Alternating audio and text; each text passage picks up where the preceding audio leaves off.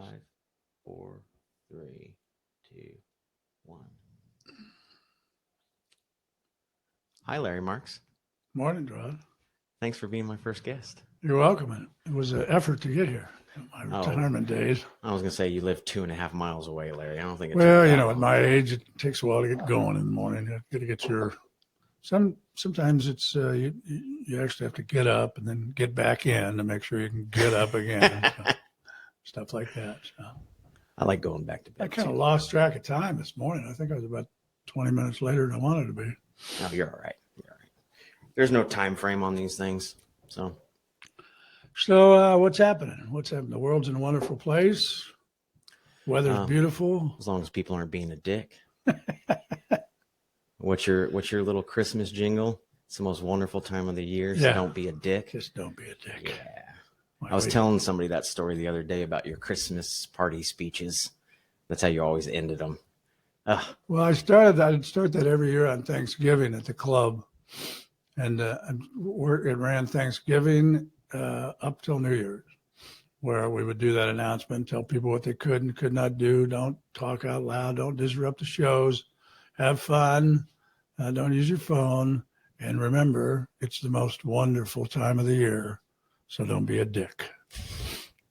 It was one of my favorites. It was about a 90% success ratio, I think. So I added it to mine whenever I would do the announcements, whenever you were off on your days off. Right. I would add something. I'm like, don't be a dick.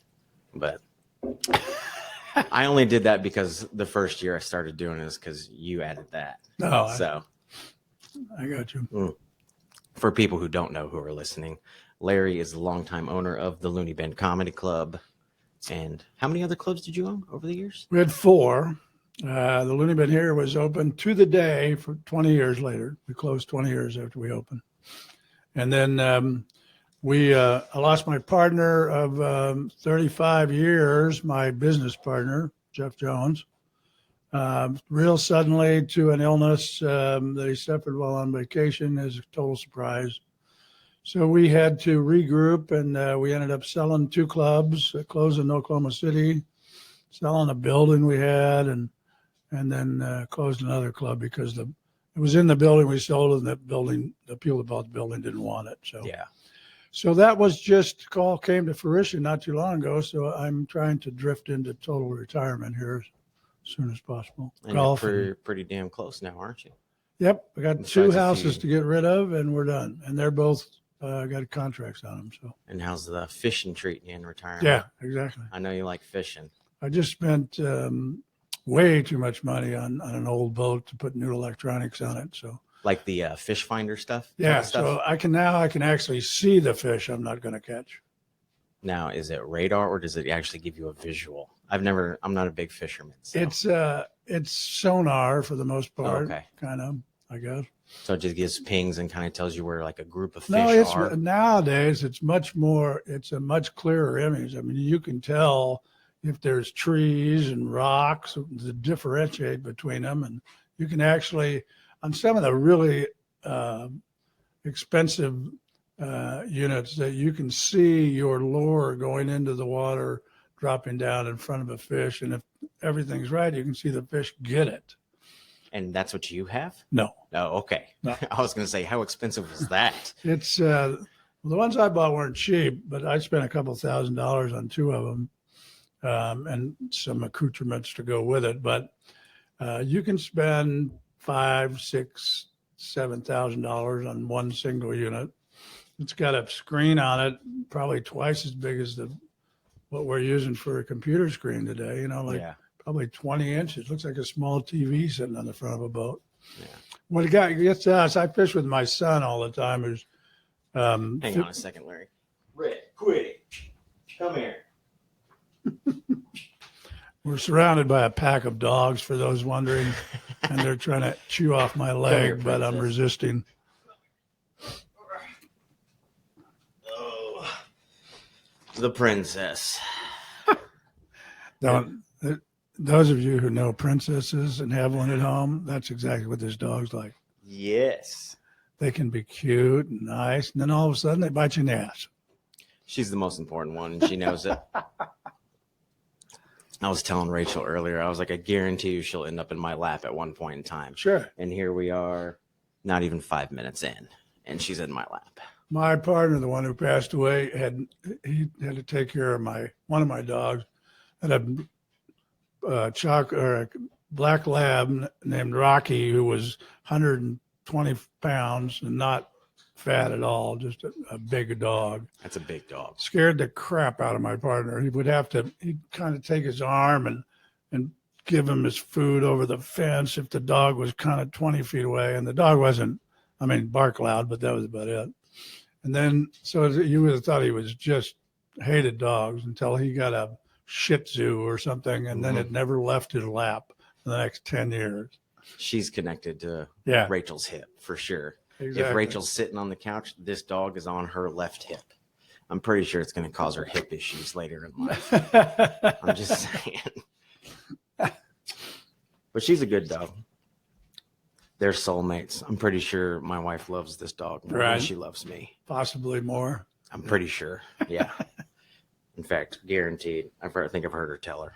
Well, my significant others who trained all our dogs, she trained Rocky to get the paper in 20 minutes one day. Wait, train the dog in 20 minutes? In 20 minutes to get the paper. Not it For the took rest 20 of his minutes for the life. dog to get the paper. No. Okay. No, he went and got it, brought it back. And how did she do that? Just I think she scared the crap out of him. That's how I learned things. my old dog Queen taught me how to play fetch. Really? Yeah.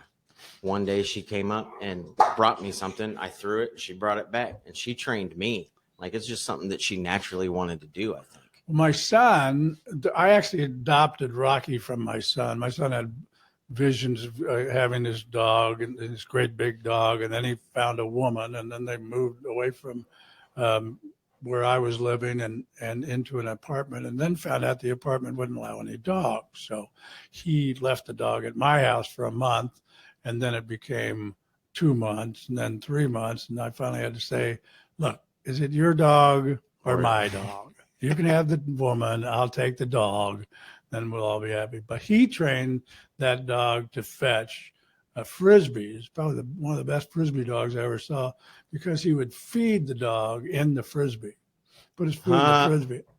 Yeah. And after a couple of months, he feeding the dog in the Frisbee, then he'd throw the Frisbee and the dog would not let that Frisbee get away. So it's pretty funny. Dogs are fucking smart, man. Oh yeah. They're super smart. Labs are unbelievable. That's why I've always had Labrador retrievers. How many labs have you had? I've had 3 total. One was a long, long time ago. Well, kind of a mix. I had a Lab Rottweiler that was an interesting dog. I remember Hooch would you would bring him to the comedy club and he would eat the gum off the bottoms of the tables. I remember that. Only if you weren't looking. Yeah, that, and he would if you were sitting on the ground, he would hump me. Well, they would, and both of them were all searchers. Terry, when we were we lived in Memphis for 5 years, and that was one of the few times we actually came home at different times of night when we were working together. So, and then we had Rocky then, who would stay in the backyard almost all the time. But when she'd get home, she'd pull in the driveway and let him out of the backyard and get out of her car and then walk to the front door. And she taught Rocky to search. So she would open the door and just send Rocky into the house. And he'd search the whole house and then come back. All right, it's good. Come on in. So, yeah. Oh, so he was kind of like her guard dog. Yeah. For the most part. Yeah. Almost as big as she was. Well, which is nice because lady coming home alone, you never know. Oh, yeah. Yeah. So. And it was Memphis. Memphis, such a nice town. What years were you in Memphis? 97 to 02, I guess. And was that a bad time in Memphis, or just Memphis? No, it in was general fine. was Memphis not? is just wasn't my kind of town. It's probably the rudest city I've ever been in my life. I thought I was going to get down there, move there from Kansas City. I thought I was going to get into Southern hospitality, and it was far from that. I always used to joke about Memphis that it was leaning towards corruption, and they always wanted to be just like New Orleans, and so far they had the corruption part down. So, Well, that's our political system as a whole now, man. now 5 years, that was all I could take down there. Yeah. And then you moved here. Yeah, I came there That's when y'all came here. to hear from there. So yeah, And here is Oklahoma City, if you don't yeah, know. which is which is not. I'm from Kansas City originally. This town reminds me a little bit of Kansas City. Friendly people, fairly intelligent, pretty comedy savvy. It was a good town for us. We had a good time here. Yeah. So Well, it's sad that you closed your comedy club. I'm not going to lie. Quit playing. Lots of people will miss that comedy club, Larry. yeah, we made some friends. There's no doubt about that. Terry made more than I did. I was always hiding in the back. Kennel, Sam. Kennel, come on. Red, go. Leave him alone. Red, get out of his kennel. Red. Get. So we're here at the zoo. I know. Yeah. It's their house, man. I just live here. Honestly. Beats putting them outside, and plus it's too cold. Yeah, I had Hooch was kind of a in and out dog, and then Rocky was almost an entirely outdoor dog most of the time. But Oh, they don't like to be outside for very long. yeah, I mean, if it's a beautiful 72-degree day, they'll lay in the backyard and sunbathe all day Right. long, as long as they have some water. But when it's cold or super hot, they don't spend too much yeah, time outside. he wouldn't stay out there if it was. I mean, I had him in Memphis and Kansas City, but Rocky, but we wouldn't leave him out if it was really. I mean, he had a dog with hay and stuff, so Yeah.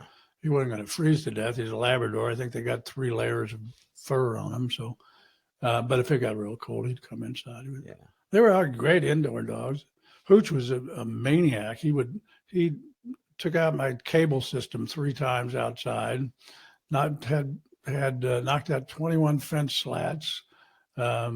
Tore up every bush in the yard. Would bring them to the window in the kitchen. And show them to you. Yeah, show them to Terry with flowers on them. Like she'd bring them. Oh, he brought you flowers. Yeah, but all that before he was 18 months old. So, and my landlord, we were renting at the time, and the landlord said, I've never heard a landlord say this, I don't think, to anybody. He said, you know what you need with that dog? Oh, yeah, when he took out the cable system one time, besides the phone system, the landlord had just put in new eaves, redid the wood or vinyl in the eaves. And when Hooch took it off, he just took off running and took out the whole eve on one side of the house. It just ripped out through the wall. Yeah, so it was outside, but in the eaves, by the roof. And that was before the landlord said, you know what you need? Another dog. So they'll have companionship. Because that makes Labradors sense. get too bored by themselves. So there's fine things They have to somebody do. to play with. Yeah. Yeah. So I thought that was pretty funny. That's what these dogs, I mean, we've got 3 of them, and the 2 boys both have their balls. Right. So they're both testosterone filled. Like if they look at each other the wrong way, growling starts. I mean, my Rachel was laying in bed last night, and then all of a sudden, just every once in a while, they just kind of go at it. But the little Gus, the little one, he's a Lhasa Apso. Right. And he will stand up to that pit bull. He's got the biggest balls. They've gotten into it before, and Gus has been bleeding, and he'll just sit there and just lick his lip and like, hey, how's it going? I'm good. I had a friend that I used to motorcycle ride with that had a Great Dane that weighed over 300 pounds. And he also had, I don't even know what the other dog was, part Chihuahua or part something, little bitty dog like Chihuahua size that ran the house. Mm-hmm. And the 300-pound dog was just like, would go the other direction when he came in the room. Although they were friends, most of the time. But yeah, that dog ruled. It was a Great Dane, 300-pound Great Dane. Sam, the pit bull, he thinks he's a small dog. Right. I see he'll get up on the back of the couch and the cushion like the small dogs do and curl up. We were on a road trip one time. Red, leave him alone.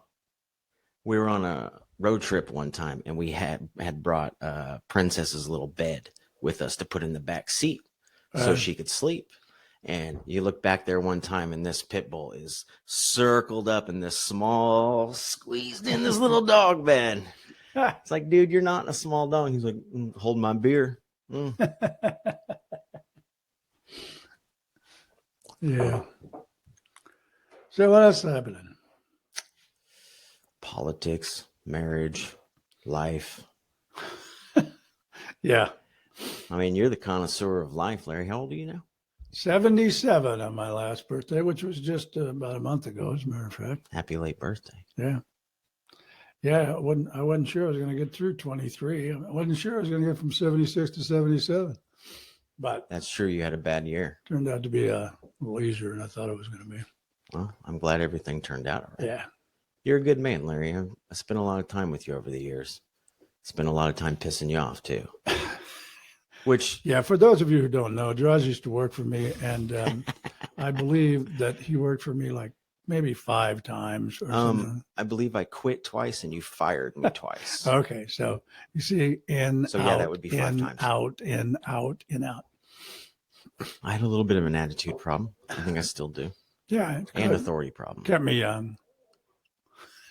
Which that actually brings me to a question that I wanted to ask you, because over the years you've had so many employees, and I've just in the years that I've worked for you, I saw so many employees come and go back and forth, and you always seemed to welcome people back.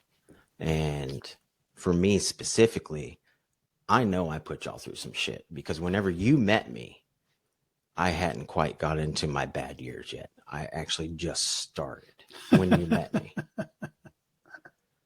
And I put y'all through some shit, and every time y'all would let me come back. Like, I didn't see much in myself back then.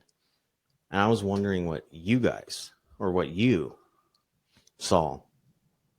Oh, a lot of times we see people, you being one, that, you know, we know they're going to come out of that phase sooner or later, hopefully, or we try to help them get out of that phase. Or everybody goes through phases at some time or another, and anybody says they don't is a liar. So, but and in your case also, one of the best cooks I ever had working for me, and they're hard to find. So since I was the backup cook in my 60s and 70s, 50s, 60s, and 70s, I decided maybe I should try to placate Draws and train him into becoming a better person, or else I was going to end up cooking into my 80s.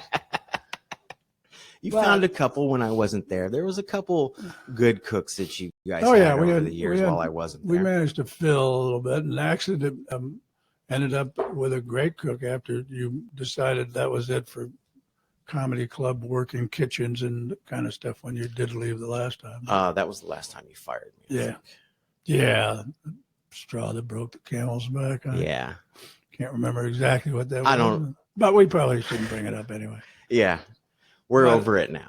You know, Terry was the best, and there's all kinds of ways that we were real blessed with employees that liked to work for us, or respected working for us, or feared working for us. I'm not sure which is the catalyst for their loyalty. Anybody who stayed there for any significant amount of time loved working for you guys. It was the environment that y'all had. Like, maybe we didn't agree all the time, but the environment that y'all created was like a parent-child, like a child working for their parent. Yeah, it was kind of a big family. I mean, that's kind of how we looked at it too. Absolutely.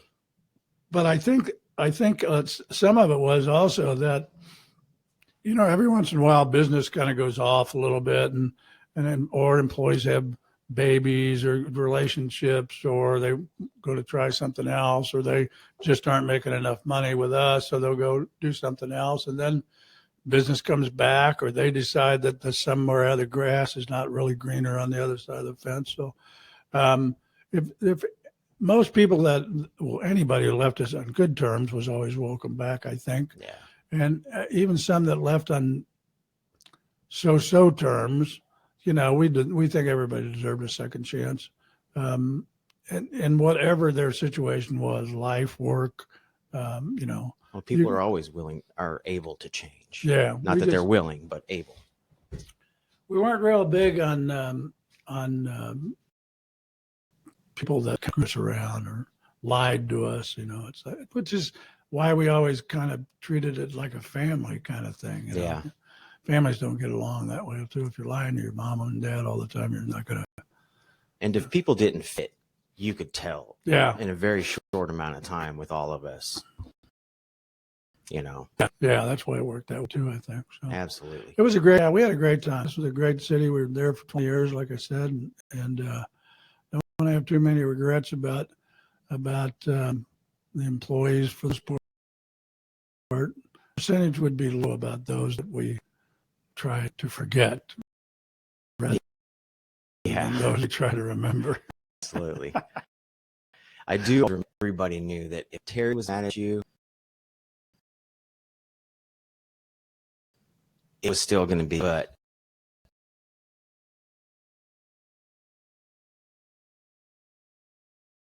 if Larry you were, if he's mad, I like to save my stuff on. Ray was pretty good at keeping people in line. yeah, no, she was fantastic at it. She was fantastic at people management. Right. But she was mad at you, you could work it out. If Larry was mad at you, you're probably fired. And I can attest to that. Certainly can. I'm so glad we worked it all out. Yeah. So glad. So yeah, you've done well.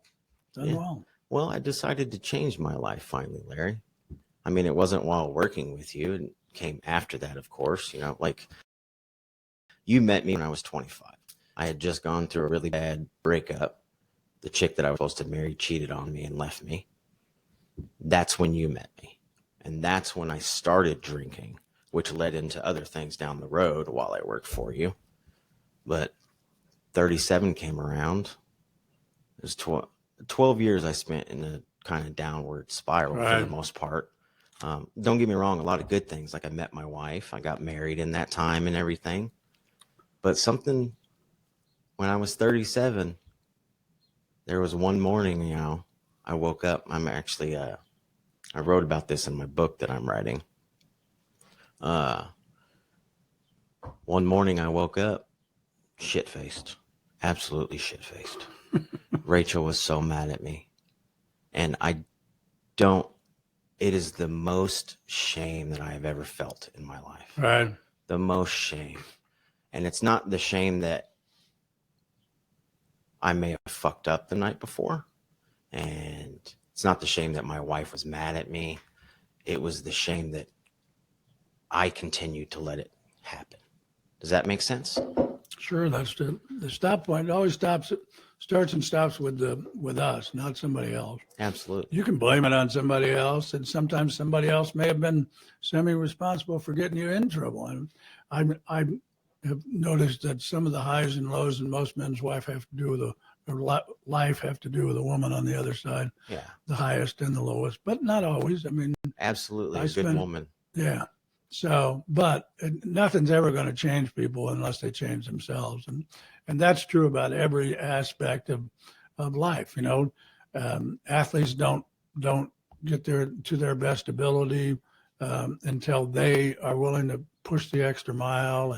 And God knows politicians will never get there the way they're going. But we'll talk about that in a minute. I actually want your opinion on what it used to be like when you were younger as opposed to now, but continue. Well, yeah, but like I said, it's always the person that you either hit rock bottom or you come to a realization, and there's always usually some cryptic point in life. And sometimes it's you know, putting God in your life or putting the right person in your life to be a mentor, or doing something, having an outside influence that maybe shows you the way a little bit, but unless you make the decision to be a better person, you're never going to be a better person. Well, I think that's the change that I made in my life is I started actually holding myself accountable. Right. Instead of blaming all the other fucking bullshit in the world. And which is easy to do. It's very easy to do. It's very easy. And the longer I've been alive, the easier it is to get up in the morning and go, what am I going to do? The world's so screwed up anyway. Day by day, it seems to be getting worse instead of better. And then you look around and go, well, that's not true. I got my family. I got my faith. I got, you know, why don't I lean on this and turn the TV off is what I ought to do. So faith is another big part of it. Cause like, not faith in the religious sense, just faith in oneself. Right. You know, like I started to believe that I was worthy of a better life. And that's just important, I think. Yeah, 'cause it the takes, belief in yourself. It takes a lot of faith, because it just doesn't. If you start believing in yourself, that doesn't mean the next morning you get up and you're wealthier and happier, No. and the sun's out instead of clouds, and you got to keep the faith for a while to really make No, yourself. I mean, I'm 41 now, and I quit drinking and hard drugs when I was 37. Right. And the first couple years was really fucking hard. Really fucking hard. It's gotten easier, much easier, but I still think about booze every day. I still think about cocaine every day. I still think about pills every day. Right. But I'm just so much stronger of a person now to be like, I don't need that shit. So Yeah, I do that with cigarettes. cigarettes was the hardest thing I ever quit. I quit smoking 6 or 7 years ago, I think. Took me 50 years to quit cigarettes. I didn't quit until the lockdowns. Really? Because I was hiding it I worked in an office at the time, and I kept a pack of cigarettes at the office. I wouldn't smoke at home because Rachel thought I had quit smoking, right? But I kept a pack at the office. And when the lockdowns happened, we started working from home. Right. And I couldn't hide it, obviously. I couldn't take a break and go smoke a cigarette. But cigarettes is the hardest thing. Yeah. Hardest thing I that could, I ever I could have a quit, cigarette man. right now after 6 or 7 years. But I light my, every once in a while, I get an itching for a cigarette, and I'll light my friend's cigarette for him. It is so yeah, I just fucking go hang out with refreshing. people that are smoking. Just smell it. Yeah. Terry used to do that whenever I'd be on a smoke break at the club. Right. I'd be over there smoking, and she'd come just stand over by me and just, that smells so good. Because Terry smoked for a long time. Yeah, she's quit a lot longer than I have. I was gonna say, I don't think she smoked the entire time I knew her. No, she hasn't smoked for. She may have. Yeah, you were there longer than that, but she's. If I'm 6 years, then she's probably 12 or Okay, so she or did more. smoke. Yeah. Okay. Yeah. So, of course, she's considerably younger than I am. So Yeah, and better looking. had to be easier. Well, when you're as funny as I am, you don't need to be good looking. That's true. That's how that works. Well, you've lived a long life, Yeah, it started to a show. good life. Unfortunately, it started to show on the inside before it started to show on the outside. I noticed that you have the hearing aids. Oh yeah, that was How long fun. have you been? Well, it took 3 years of Terry bitching at me, and then finally it's like, if you say what one more time, I'm going to slit your throat. So that's pretty drastic. Then I won't be able to talk either. Well, you won't be able to live if she. So yeah, everybody does that. I think everybody that gets hearing aids does the same thing. It's like, well, there's nothing wrong with my hearing. My tattoo artist, he's got hearing aids, and he's my age. And if he doesn't have them in, it sucks because when he's tattooing me, I can't have a conversation with him. Well, see, I can hear probably at a 50% level, so it's not horrible. I mean, I'm not deaf, but I haven't found. I've had 2 or 3 sets of hearing aids, and I haven't found one yet that actually works the way they're supposed to work. So What do you mean? I'm in searching. They adjustable sound. One side may adjust, and the other side may not. It adjusts automatically, or you have to adjust It it? adjusts. A lot of them adjust automatically, and then sometimes there's static on one side, not the other, and they don't sync together, and it's a pain in the ass. Somebody must be walking by the front of the house. Yeah, I'm probably out there taking the wheels off my car. Not this neighborhood, man. It's actually a pretty good street, man. I mean, it looks like it could be shitty, but we love living here. Oh, it's just an older neighborhood. This was where everybody started at one time or another. Oh yeah, our neighbor next door, her name is Betty, and she's got to be in her 80s. Yeah. I want to get if I had to guess. But whenever she moved into this neighborhood, Rockwell was a 2-lane street. Yeah. Yeah. So she's lived here for a very long time. Yeah, I was in Kansas City for 50 years, and then I still go back, see my kids and grandkids, and it's amazing. I mean, the suburbs have gone above and beyond what used to be the wilderness there. Now, Whenever, so where your neighborhood is, just a couple miles north of that is kind of where my parents, whenever we moved here, bought their Right. house. which is Hefner and Council area. Yeah. And whenever we moved here, I think I was 6th grade, so I want to say it was like 94, around 94. Right. And that neighborhood was the beginning of the country. Right. And now it's just a continued suburb. Oh, yeah. It's ridiculous how much it's expanded even more northward.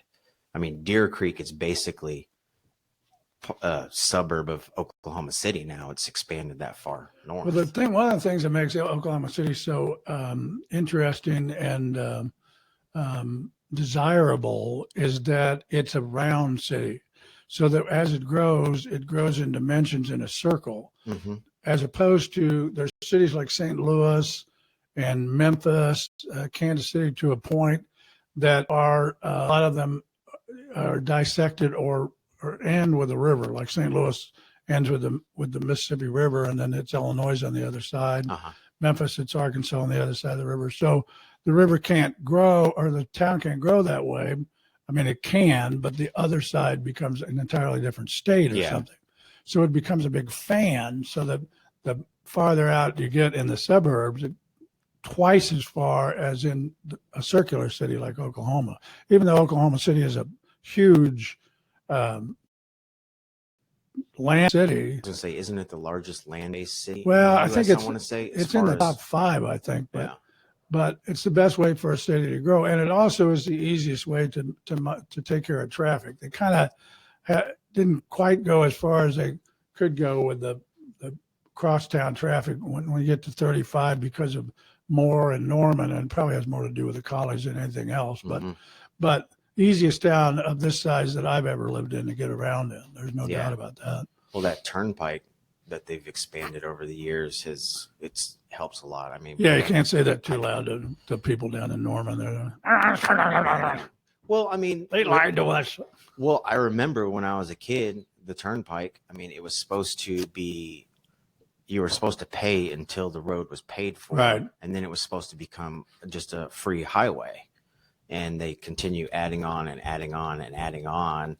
So which seems like, I don't know, I'm not part of the conversation. Well, Seems don't- like they can continue to. you're too young to remember, and I almost am in some respects, the old expression, "Don't worry, the government will take care of us."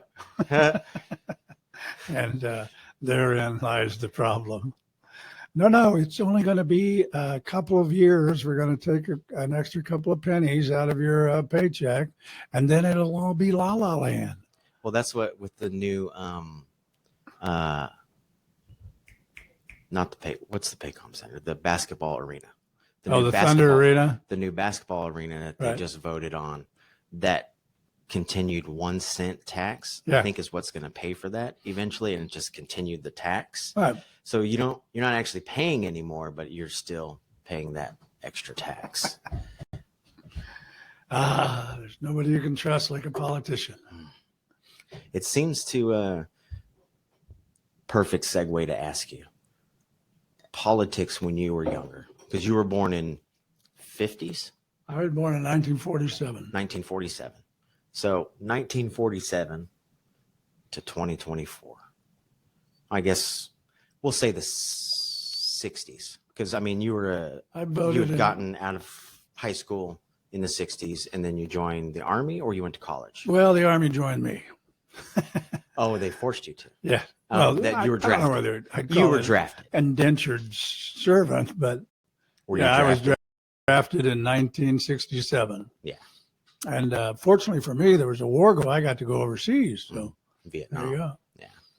Anyway, yeah, I mean, that's when I first started voting. You had to be 21 to vote at that time. When 21. first time I voted, I was 21. But I mean, that's 50 some years I've been voting. And for about, I don't know, 40 of those, everything was just fine. Now it's the biggest clown show I've ever seen in my life. It's like, I remember through all my adult years until probably the last 10 or 15, maybe a little longer than that we had Republican presidents and Democratic Congresses and Democratic presidents with Republican Congresses. And then sometimes it was ruled by one party for the most part. But whatever was going on up until, like I said, maybe 15 years ago or so, they still created a bipartisan situation that they acted like partisans or politicians working for people, and consequently came to compromises and made things happen, even though they didn't agree with each other. You know, it's like different philosophies for both parties usually. But here's what's good for the people if we agree with it. It's not, you know, not everybody's for this situation, but it's going to help if we some compromise of it may help everybody. And then it just got carried away, and now they're like, it reminds me of my quote is like they act like kids in the playground. It's like, no, my ball, I go home. Yeah. You know, They don't agree with it. yeah, and and what's going on right at this particular moment is even more ridiculous when a party backs a plan, demands a situation, and then all of a sudden changes their mind when the other party is kind of behind it and in favor of it. They reach a compromise and they go, nah. Oh, the other team's agreeing with us, Yeah. so we have to change it. So, which is typical of my kids on the playground routine. It's like, Yeah. what was wrong with it? That's what you asked for. Well, not exactly.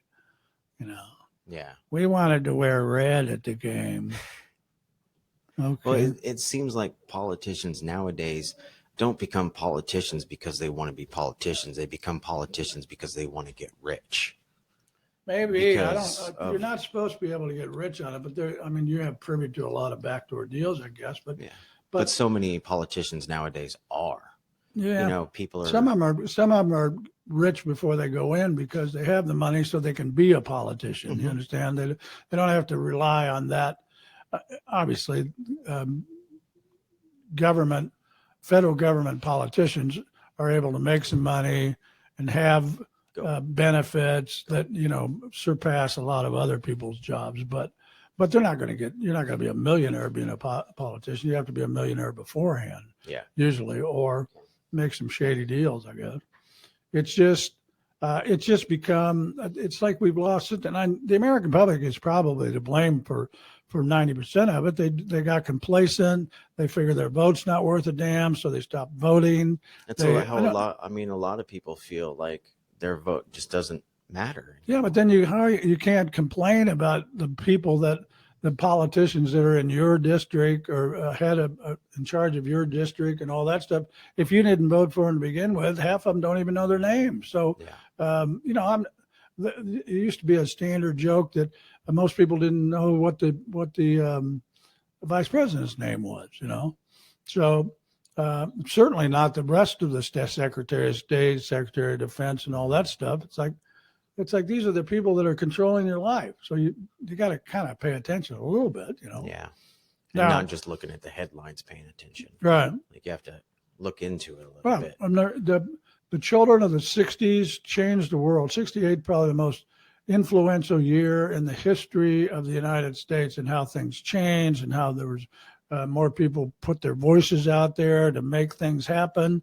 And then those people grew up, those people that are, most of them are like 5-10 years younger than I am, and they grew up and became successful and got completely lethargic about it. The majority of them. A lot of them didn't. A lot of them stayed involved. But it's hard to be an activist. It's hard to be Now, do you think that that's just because they grew up and became complacent with the way things are, and they lost that fire that they had when they were young? I think they got comfortable. You know, think how the world's changed. We don't open our own cans by hand anymore. We don't.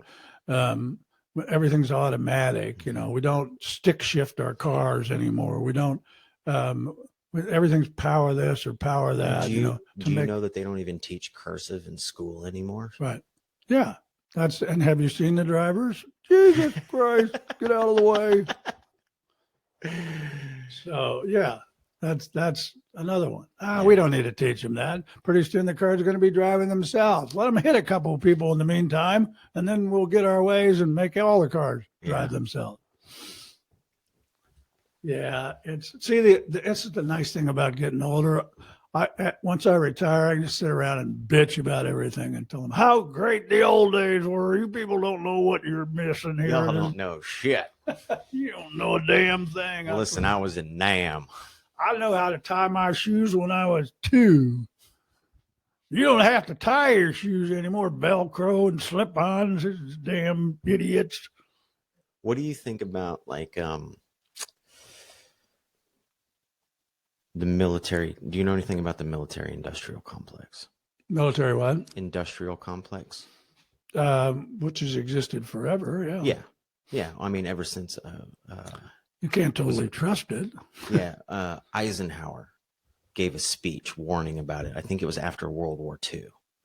Gave a speech warning about the growth of this military industrial complex. Well, the big problem is people don't realize the complexity of international politics. I don't think. I mean, I saw some of it up front and personal with how the effect of the Vietnam peace talks had on the soldiers on the ground was despicable. You know, it's like Can you elaborate on that a little bit? What Well, you mean by that? we're at war still, the soldiers on the ground, but meanwhile we're trying to negotiate a peace with Hanoi, Mhm. who were, you know, not they were communists. They were not really a good country for taking care of their own people. They were just involved in taking over things. So Yeah.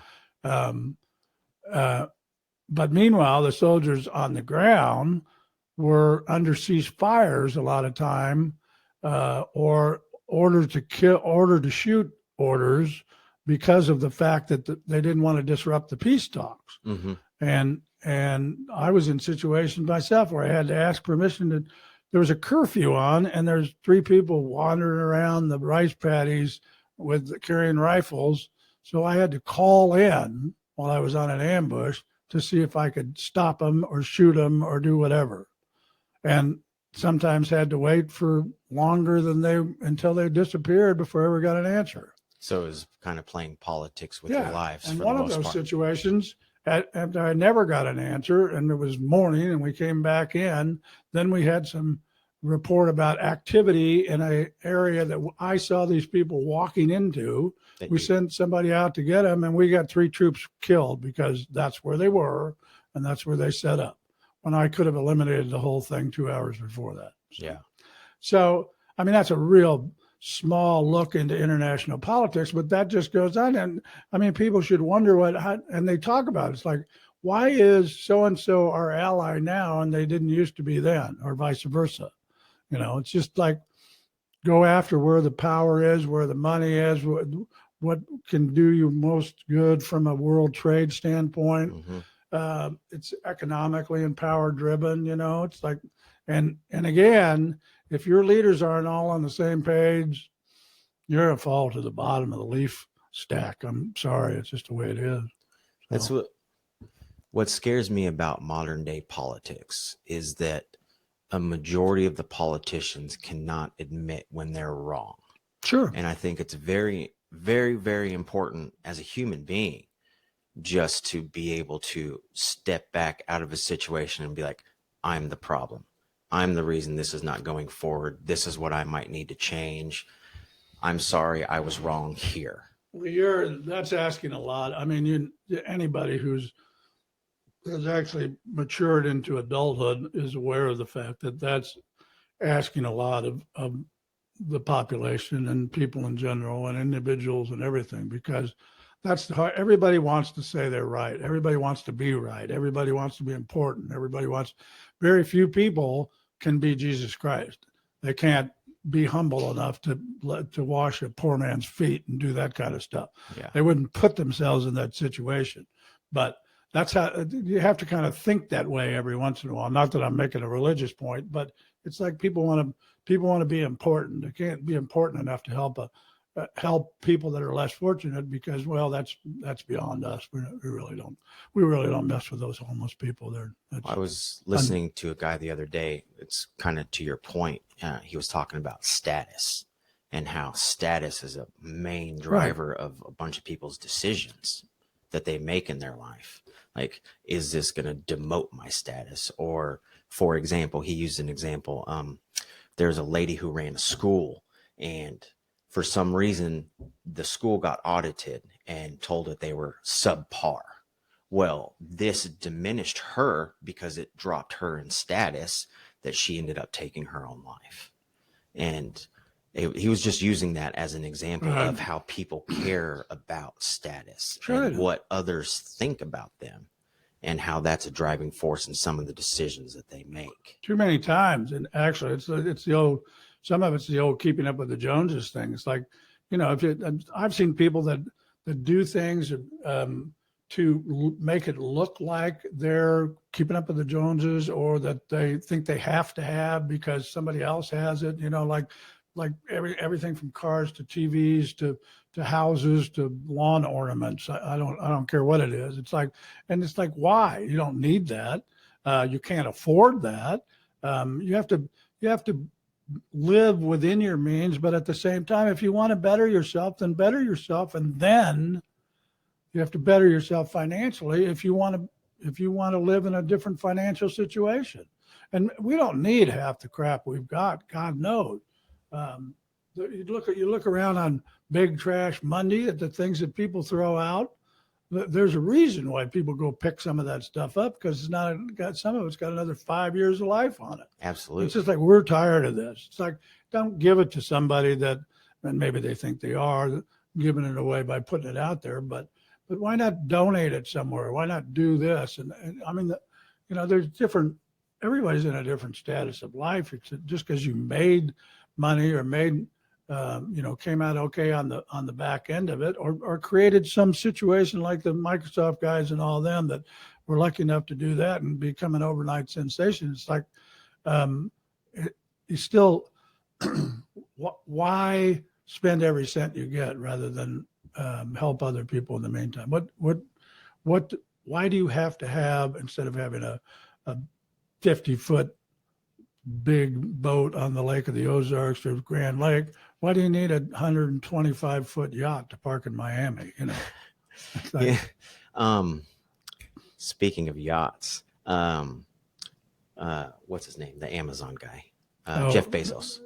Jeff Bezos had a super huge yacht built over, I want to say, in the Netherlands. And there was this old bridge that was it wasn't a drawbridge. I know so this it was story. just a stale bridge, and to get it out, they wanted to remove that bridge, and the citizens of that area was like, no, fuck you, your fault, not our problem. Just sail your big ass boat right around that little cove there, sport. Cut it in half and get it out however you need, but you're not moving our bridge. That's funny. But you see, there's like, But that sense of entitlement, right, that I'm thinking for myself. they should move. The peasants will take the bridge down so I can get my giant yacht out of Yeah. here. And Good for you for having the money to be able to buy a yacht of that stature, but don't expect us to change our way of life just because you got some fucking money. yeah. How are we doing for time? 10:43. What time's your appointment? Oh, I got time. Yeah. But I'm probably going to have to use the restroom here. So. No, let's go. We can hit pause. Yeah, let's pause for a minute. Is there a pause button? There's not a pause button. Just go ahead. Okay, where is it? Just right there to the left. I'm going to get me a water. Ladies and gentlemen, you're just going to have to deal with us because I don't know where the pause button is on this. So There'll be a brief activity of nothing going on.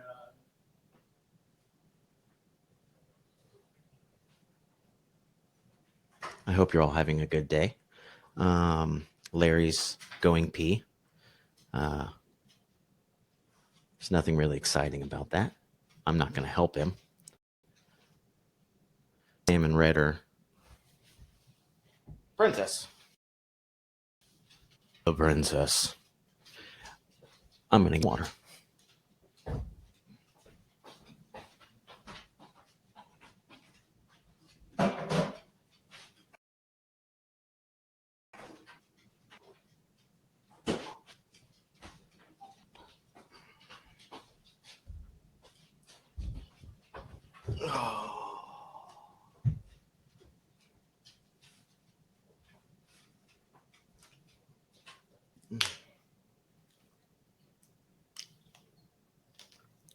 Remember, everybody, tell yourself, today, I am a badass. I must succeed. Today, I fulfilled my dream. One of them.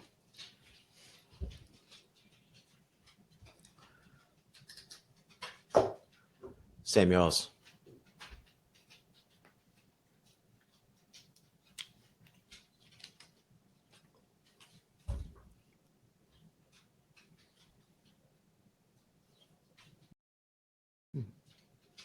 I'm gonna have to figure out where there is a pause button.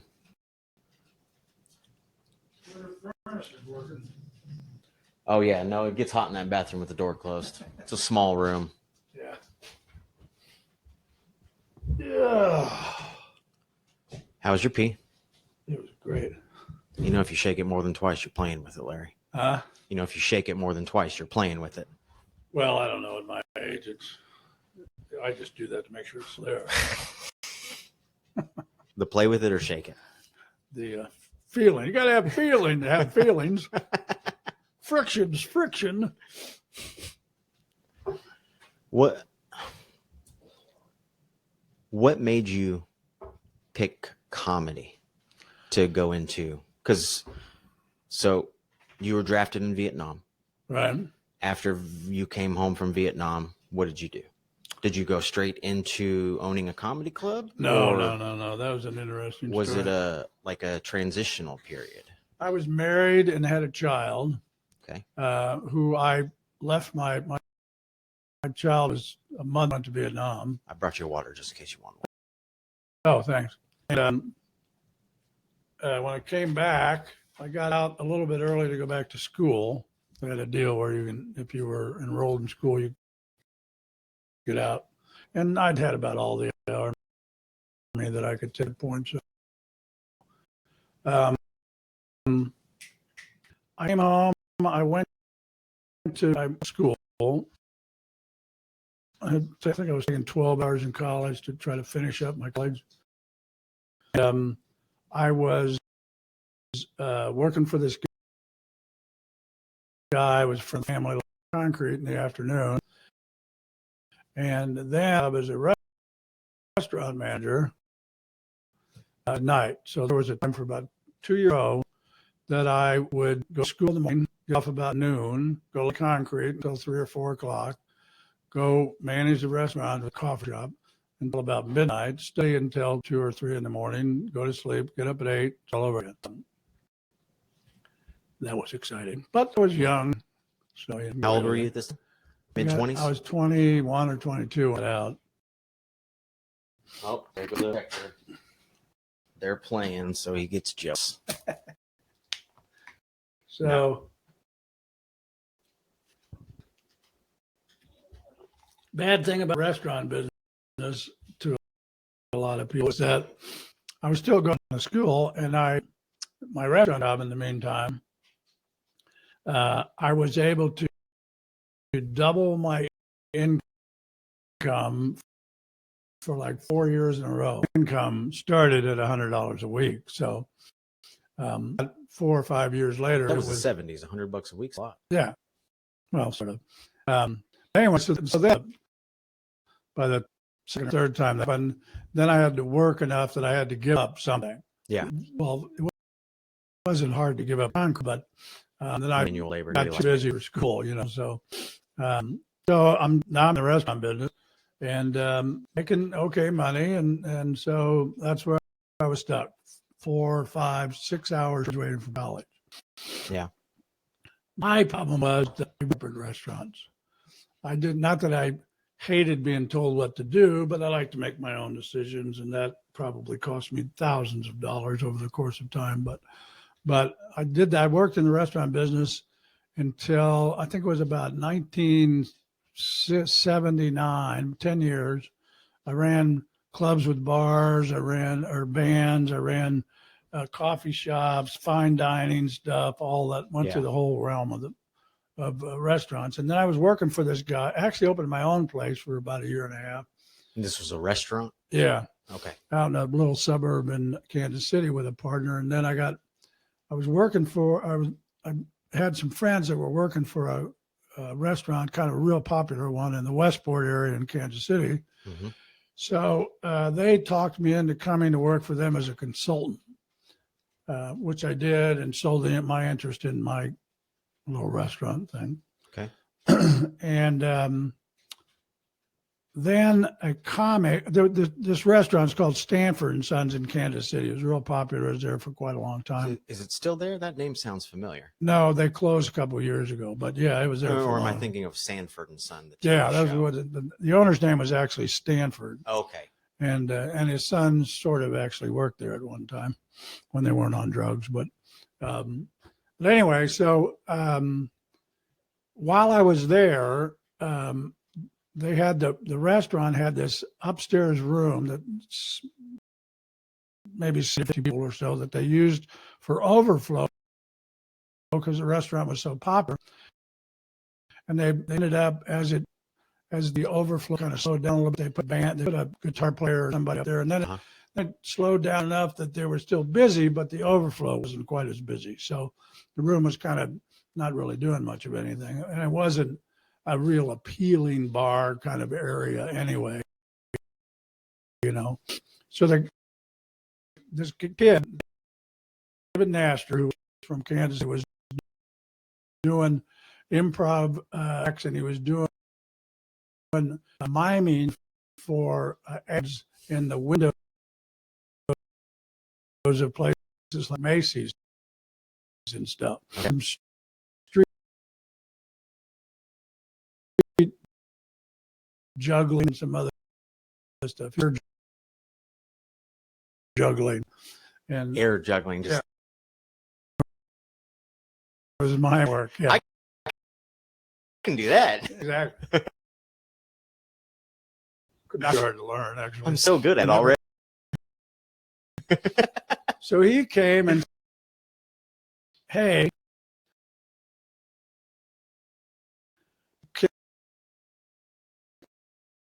I got a guy,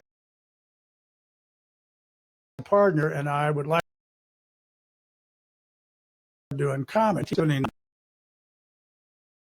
Comedy was just as the old style of comedy. Bob Hope and Bull and all those guys. Comedy was just from the Lenny Bruce era. He said, we'd like about us doing in that room. I said, what's going on nowadays? And I don't think I want a bunch of kids up there saying fucking dick and all this stuff. All my customers down. That's not the way it goes. No, he said, okay, don't take care of it. He said, you took your owner. Stanford's too much of a hard ass, and his sons are idiots. So you dealt with us instead of 50 some seats, I think, 60 seats in that room, maybe 2 on a Saturday night. That's all we did. Did you call it anything?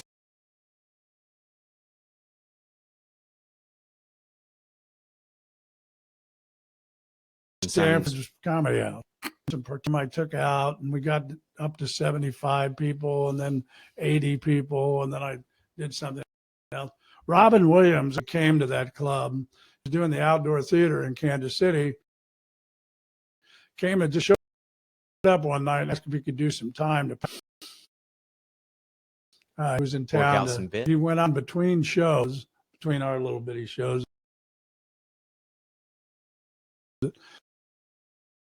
For like 20 minutes. We had a t-shirt.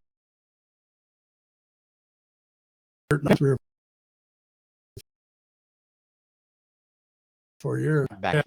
Then that to a long story for another time, I think. We ended up moving out of that little room. We got up to 100 seats, and that was it. It was packed. I mean, you were sitting on top of somebody. Yeah. But something came up with somebody buying that space and building a new the restaurant. So we moved down the street to an old warehouse space and opened a 250-seat comedy room. Mm-hmm. That's how then things really got rolling after that. So what was that place called? Stanford's Comedy Club. It's right down the street. Yeah. The one that you opened up after you moved out? Yeah, it was right in the same block, half a block away. Okay. In Westport, which is an area like, I don't know if I'd compare it to Bricktown in OKC, but an entertainment area Yeah. like that. Like an Um, artsy entertainment. So that was 1979 when we started, and that's how I got started. And then we ended up opening another club as a Stanford's in the Union Station, St. Louis. I got started on my own and left Stanford. Bought another club in Little Rock, Arkansas, from a guy that was down there. Okay, now it's back recording. So it stopped. I guess it must have a time limit because it just surpassed an hour. So Oh, maybe that's it. I don't know. Back live at the kitchen table. Here we are, folks. Dining room table. Oh, This is the sorry. dining room. This used to be a bedroom. Really? Yeah. It used to cut off here back in the day, I guess. And this used to be a third bedroom Wow. of the house. And then they opened it up to create a dining room. So now it's just a 2-bedroom, which is fine because there's only 1 bathroom. So Right. it's perfect for me and Rachel. Yeah.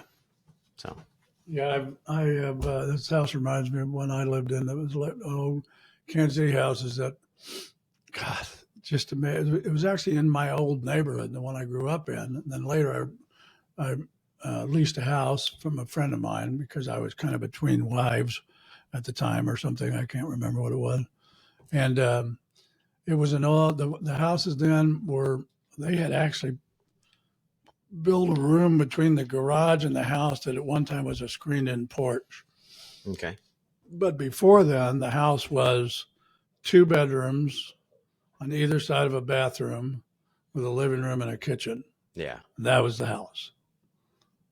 That's a And small house. so that house probably originally sold for in the 40s, right after World War II, I would guess, for $12,000 or something. They tore that house down 2 years ago, and it was on a corner lot, and they built another house on there that was listed for $800,000. That's a ridiculous price. I can't afford that. And the house that I grew up in, that I'm sure my parents bought for me. Dogs are barking. 1 second. Oh, look at that. It was just the wind blowing in the wrong direction. Anyway, the house that I grew up in was a little bigger house than that, but probably my parents bought for $30,000, maybe I'd say maximum, on a 3/4 of an acre in this neighborhood in Kansas City.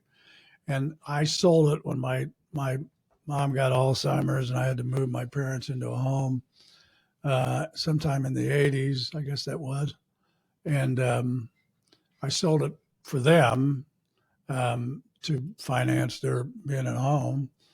And I think I sold it for 120 or something like that. Yeah.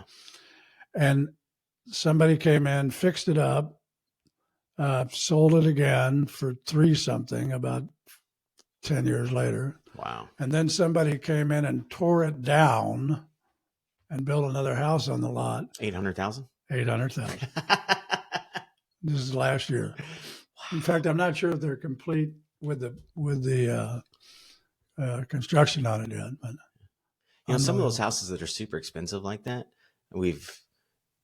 I've gone in and looked at them, and they really don't look like they should be worth that. Yeah, I know.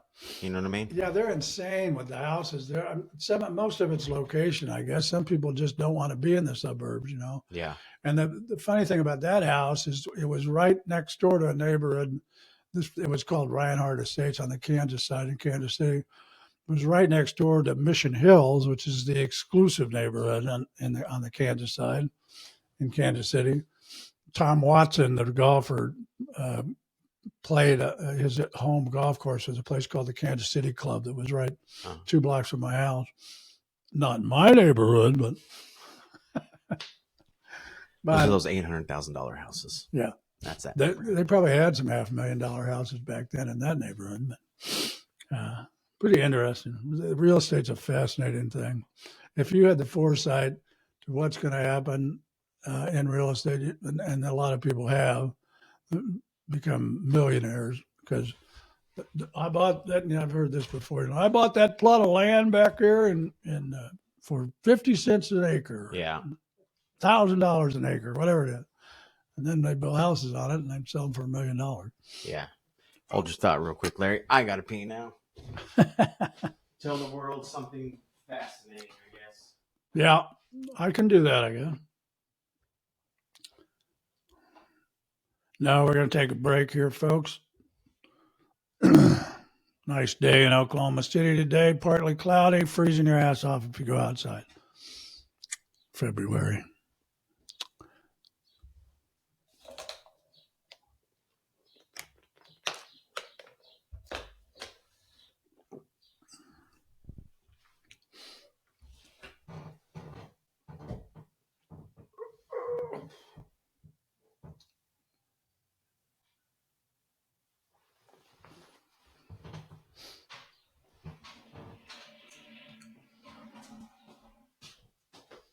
Princess, what are you doing? Partly cloudy and freezing your ass off, huh? Oh, I was just talking about today's weather. Well, that's how small this house is. Spring, no, outside. Oh. North wind is my favorite. Not. Oh, it was brutal this morning. So our house, we have a 1-car driveway. Right. And so I went and switched the cars out because my wife was leaving, and it was fucking cold. I did that yesterday. Fucking cold. I didn't realize it until I came out of the house and I had to go throw something in the trash, which is outside the garage on one side, happens to be facing north.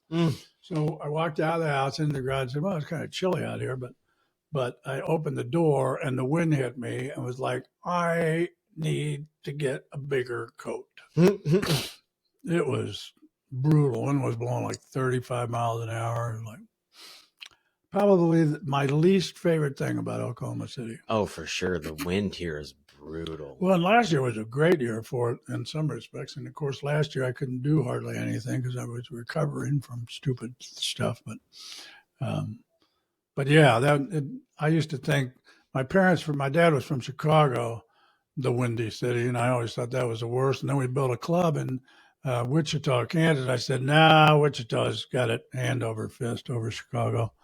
And then, well, the plains, it's just, Yeah. there's nothing blocking the wind. and then I got here and went, okay, Wichita, you're in second place now. Yeah. That's what makes winters here so brutal. Absolutely, is the wind, because it just cuts right through you. I mean, Well, it reminds me of another thing, the invention of wind chill. There was no such thing when I was growing up. oh yeah, this morning the wind chill was in the teens when. If the wind chill's in the teens and they can measure it by temperature, that means the temperature is what it says it is. Why do we have to have? It's like saying, well, because 5 feet to the left, you may not have that wind, Larry. Yeah. It may be 2 degrees warmer. So what? You're still going to freeze to death if you stay out there long enough. That's true. That's true. Little cold exposure. You know why? It's like the 24-hour news cycle. The same with the weathermen. They're trying to outdo each other. First it was, my radar is bigger than your radar, and I can see more than you can see. And then it was like, okay, that's not working anymore. What do we do now? My favorite thing was when they invented freezing fog. Wait. I think I've heard that term before. Yeah, well, you've only heard it in the last 2 years because it never existed before then. We have freezing fog. Terry and I fell off the couch. Freezing fog? Really? Does that mean if you walk into it, you'll freeze? I guess. Or if it apparently blows over you? I say, how are they walking around out there if it's freezing fog? They would keep running into it. Yeah. Freezing fog. It's like wind chill. The wind chill today is 10 below. The actual temperature is 82 degrees. Really? I think it's really not. I think it's 10 below. I think you're bullish. Yeah. So, see, we invent stuff. It's like 24-hour news. You know why the news is so horrible and why there's so much of it that is because that keeps you explained later watching. that it's not correct is because it's 24-hour news. So you have to have news for 24 hours. Yeah. So what does that mean? You have to invent news. It's like there's a new plague going on that affects people with 6 toes, and we're afraid it's going to spread across the entire world. How many people with 6 toes are there? Oh, it's about 1/10 of a hundredth of a percent. So you think this is really a crisis? No, I don't know. We ought to keep an eye on it. You think climate change is a crisis, Larry? Yeah, I think it's all bullshit. The So it's weather's not a crisis. No, it's not a crisis. It's Weather not. changes. It's just the weather. Comes and goes. Just the, so the Well, ice is. they've only had recorded weather for like 118 years or Right. something And like that. does anybody remember, because they don't, because it was too long ago, the ice age? So now we're all concerned that the ice is melting. Hello, we used to be all ice. That's true. So who should we blame this on? The Neanderthals? Yes, they farted too much, just like the cows. Yeah, like, that wasn't their gas-powered rocks, I don't think. Well, I mean, I don't doubt that humans have some sort of effect on the CO2 in the atmosphere. Sure, But- because especially in the United States of America, we don't give a damn about any of that. Well, other countries are way worse than we are. I mean, we have regulations. I mean, places like China, they're building coal plants still. Yeah, but you know. when you say other countries, it's like take Cuba for instance. The reason that if their system is more defunct than ours is because they're all driving 1950s American cars. Those are some pretty cool cars, though. There's the problem. Yeah, everybody there has them too. I think because they started an embargo, wasn't it? In that they cut off the bringing of new vehicles into Cuba or something, so they all got stuck with that particular era Right. of car. And then they looked at it and said, 56 Ford's a pretty good looking car. Lasts forever. I like a 70 Plymouth with 8-foot fins on the back. That's some style there, baby. Those are. Hey, there's a car dealership down the street that sells those every once in a while. I drive by, like there's a old Cadillac every once in a while, convertible. It's like 82 feet long. I want to drive it so bad. There's a guy up the street from me where I'm living now that's got his garage was open one day, and it's like there's some people that think their ambition in life is to fill their garage to the brim, so you can't get any cars in it or anything else. It's just all the old junk you've been saving for the last. It's called 8 years. hoarding, Larry. Hoarding. Okay, well, this guy has hoarded his way right around a 1956 Cadillac convertible that's been in the garage for at least 20 years that I know of, and probably a long time before that because it was already covered completely when I first saw it. Wow.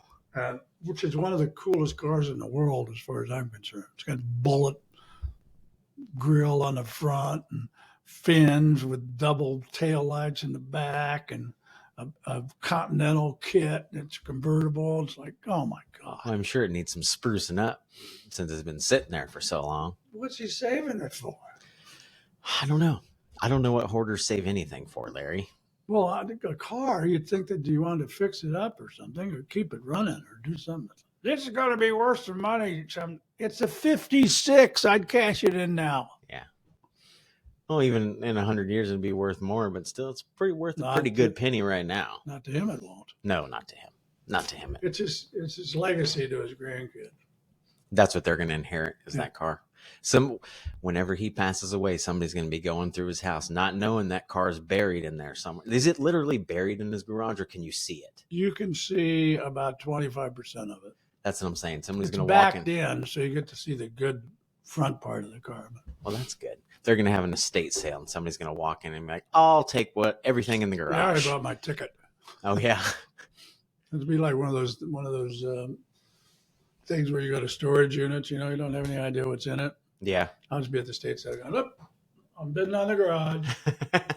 I'm going to say $150. $150 for the garage. I'll only take the right side. Somebody else can have the left side. Just a hunch I have. Is that your wife calling? Huh? Is that your significant other calling? Your phone went off. Oh, my phone? Yeah, it's in your jacket on the back of the couch. See, that's the advantage of my hearing aids. Is it supposed? Are they Bluetooth? But no, well, they could be. I'm on my backup set. Oh. Larry's got to check to make sure that he's not in trouble. He will be right back. Should have put it in my pocket on vibrate. that's to let them know that my appointment has been moved up. So earlier? Yeah, just 30 minutes. So you need to be there at noon? Well, it's Yeah. 11. It's 11:15 now. So All right, well, we'll wind this thing down. yeah. Well, we'll wind it down by talking about cars, Larry. How about that? Cars? Yeah. Well, is that the Cadillac you were just talking about? Is that like your dream car, something like that, or You know, what's your dream vehicle? My dream vehicle is a Porsche. Always wanted a Porsche. Porsche. Any 911. particular year? At this point, I'd take anything. Yeah, but what if you could have whatever you wanted? I like the Porsches, which I haven't kept up with. It's like the Porsches, the old 911s. I remember when I really started falling in love with Porsches was 70s and 80s. The old 911 Carreras with they're probably nowadays they're so sophisticated. They got better gas systems, better electronics, better everything. Yeah. So consequently, they're more efficient and they're probably faster. And they probably, well, in a Porsche, I'm sure you can still find stick shifts, but I'm sure you have to request it.